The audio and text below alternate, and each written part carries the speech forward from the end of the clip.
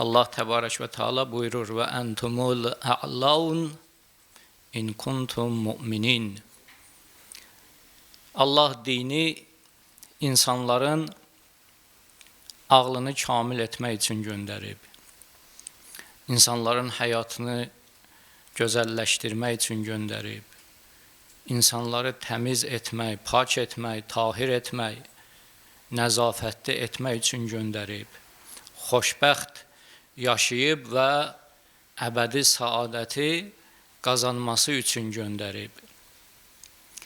Kim cahil olarsa, nadan olarsa, fasiq olarsa, vəhhabi olarsa, bu onun öz problemidir. Allah Teala yolu göstərib. Gözəl din və gözəl şəriət bizim ixtiyarımızda qoyub. Bu şəriətdəki ilahi hökmlər iki dəstədir. Bir dəstəsi budur ki, həddi müəyyəndir və müşəxxəsdir. Dəstur bəllidir. Amma hədd müəyyən və müşəxxəs və bağlıdır. Namaz kimi, oruc kimi, həc kimi. Bunlar düsturlardır və Allah Teala buyurub, bunların əczaları nədir, nədən ibarətdir? Necə deyilibsə, o cür əmələ gətirməliyik və qaydadan çıxmamalıyıq. Burada sərbəstlik yoxdur. Əgər sübh namazı 2 rükətdirsə, biz 3 rükət, 4 rükət və istədiyimiz qədər qıla bilmərik. Oruc o cümlədən, həc o cümlədən, irs qanunları, bunlarda müəyyən və müşəxxəs hökmlər və qanunlar var. İkinci dəstə, dəstur bəllidir, amma sərhəddi açıqdır. Sərbəstlik verilib bu qism hökmlərdə. Dəsturu bəlli və həddi sərbəst və açıq. Məsələn, sədəqə. Allah Teala buyurub sədəqə verin, amma deməyib nə qədər verin. Kimin nəyə imkanı çatırsa, onu da sədəqə çıxartsın. Qurban kəsin. Məsələn, müəyyən hacətlər üçün qurban niyyət eləyin, qurban kəsin, amma deməyib qurbanı qoyun kəsin, dəvə kəsin, inək kəsin, sərbəst buraxıb. Ticarət edin. Necə ticarət edin? Harama mürtəkib olmayın, ribaya getməyin, amma ticarətdə sərbəstsiniz. Nəyin alverin istəsiniz, eləyə bilərsiniz. Evlənmək.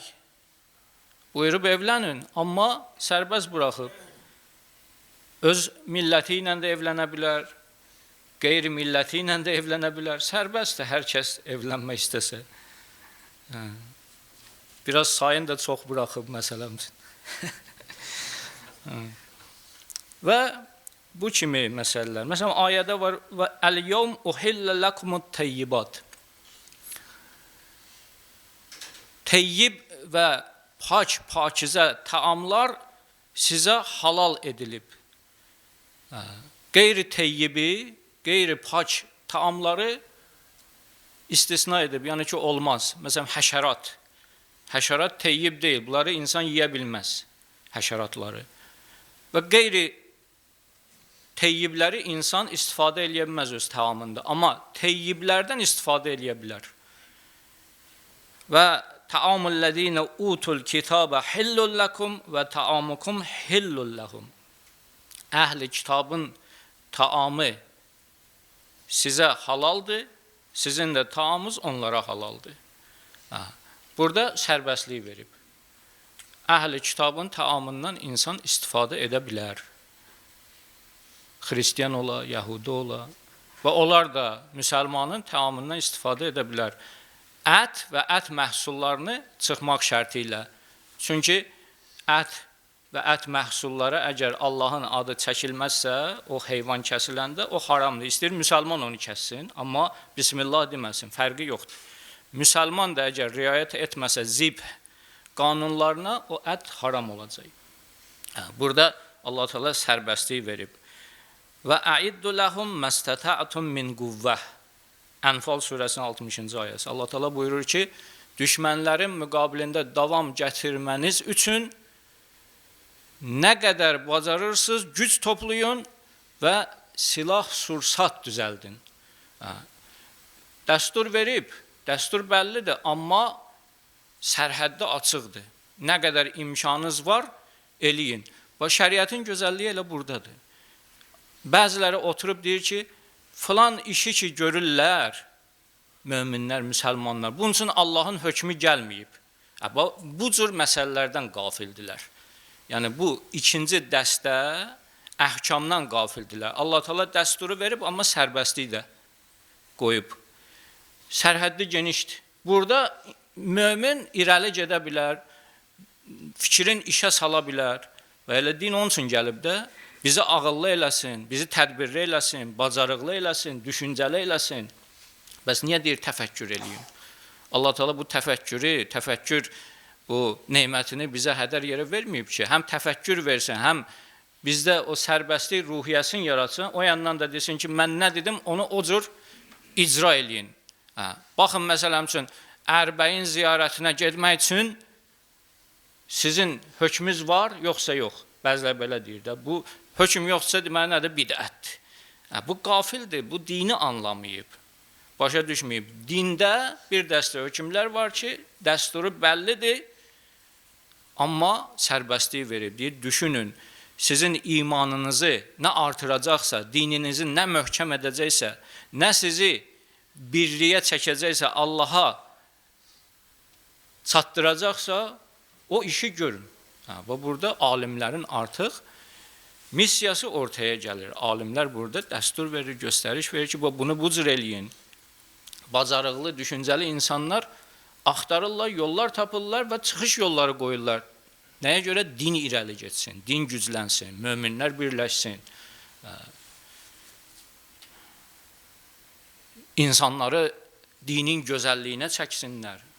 Başqa xalqları özlərinə tərəf çəksinlər. Bu Ərbəin ziyarəti bu ikinci dəstə ilahi hökmlərdəndir. Yəni, dəsturu bəllidir, amma həddi sərbəst və açıqdır. Bu dəstə hökmlərə daxildir. İndi Qur'an-ı Kərimdən Ərbəin ziyarəti üçün bir hidayət çırağı axtaraq. Məsələn, Allah Teala dəstur verir, ağlımızı işə salır, deyir ki, indi bu ağlınız ki işə düşdü, sizə özü yol göstərəcək. Bir sıra ayələr var, ümumi hidayət ayəsidir. Ümumi hidayət mənasını qoyur ortaya, deyir, düşün və ged irəli. Dinimi möhkəm elə. Məsələn, Ərbəin üçün nə deyə bilərik ayələrdən? Məvəddət ayəsi. Ərbəində Peyğəmbərin əhl-i beytinə məvəddət ən ali dərəcədə özünü göstərir, nümayiş etdirir. Bu məvəddət ayəsinə möminlər əməl eləyəcəklər, ya eləməyəcəklər ümumiyyətlə. Keçmişdəkilər neçə dəfə demişik, əməl etmədilər. Məvəddət ayəsinə əməl etmədilər. İndi hal-hazırda bu zamanada yaşayan möminlər məvəddəti necə eləyə bilərlər? İmam bizim aramızda yoxdur, 12-ci imam qayibdir, Allah zuhurunu təcil eyləsin. Biz məvəddətimizi Peyğəmbərin əhl-i beytinin məzarlarını ziyarət etməklə ifadə eləyə bilərik, göstərə bilərik. Və Ərbəin də həmin o məvəddət ayəsinin ən gözəl təcəllasıdır. Ərbəində bu özünü ən yüksək səviyyədə göstərir. Qul la əsəlukum aleyhi əcran illəl məvəddətə fil qurba. Şura surəsinin 23-cü ayəsi. Mən sizdən bir əcr, bir müzd, bir mükafat istəmirəm, Peyğəmbər buyurub. İstədiyim budur ki, əhl-i beytimin sözünə qulaq asın. Sizin aranızda iki qiymətli əmanət qoyuram, Qur'an-ı Kərim, bir də əhl-i beytimi. Bunlardan möhkəm yapışın. ayəsini də oxuyacağam. Digər bir ayə Həd surəsi 32-ci ayədir. Və mən yuəzzim şəairallah fə innəhə min təqvəl qulub. Hər kəs ilahi şüarları təzim edə, böyük bilə və onu yüksəldə, bu o insanların qəlbinin təqvalı olmasından xəbər verir. Yəni təqva ilə bu ilahi şüarları əzəmətli etməyin arasında bir bağlılıq var. Bu ərbəin də həc kimi böyük ilahi şüarlardandır. Həc ziyarəti üçün dəstur verilib, amma həddi müəyyən və müşəxxəsdir. Yəni hansı ibadə əməli necə eləyəcək. Amma ərbəin ziyarəti və ərbəin ziyarəti kimi ziyarətlər üçün sərbəstlik verilib. Yəni insan bunu tətbiq eləsin, təyin eləsin və möminlər yığılsın, getsin, Peyğəmbərin əhl-i beytini ziyarət eyləsin, məvəddətini ibraz eyləsin. Və bir də Ali İmran surəsi 103-cü ayədə وَاَعْتَصِمُوا بِحَبْلِ اللّٰهِ جَمِيعًا وَلَا تَفَرَّقُوا. Allahın ipindən möhkəm yapışın, Allahın ipinə sarılın və firqələrə parçalanmayın, bölünməyin. Allahın ipi nə ola bilər bizim aramızda? Quran-ı Kərim və bir də Əhl-i Beyt. Bunlar ikisi biri-birindən ayrılmazdır. Qiyamət gününə kimi. Bu Allahın ipindən möhkəm yapışsın, yəni yapışsaydılar, firqələrə bölünməzdi müsəlmanlar. Quran-ı Kərim var, Əhl-i Beyt var. Bunların ikisini bir yerdə tutmalıyıq. Budur Allahın ipi, möhkəm ipi və ərbəin ziyarətində də bu ən kamil şəkildə özünü göstərir. Yəni bu bir ipdir. Necə malqara sahibləri otlaqdan heyvanlarını gətirəndə ya aparıb gətirəndə ip bağlayırlar. Bu heyvanla insanın fərqi buradadır ki, heyvan qanmır, anlamır, ipi bağlayırlar, onun sahibi çəkir dalıca. Və yaxud da eləyir, ona nəzarət eləyir ki, düz yolla getsin, azmasın, itməsin. Yırtıcı heyvanlar onu parçalayıb yeməsin. Amma Allah Teala bizə hörmət qoyur.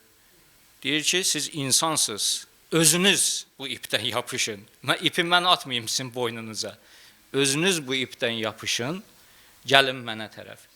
Bu ip də həmin Qurandır, bir də Əhl-i Beytdir ki, ərbəin zəvvarları inşallah bu böyük missiyanı yaşayacaqlar. Bu ildə Allah qəbul eyləsin.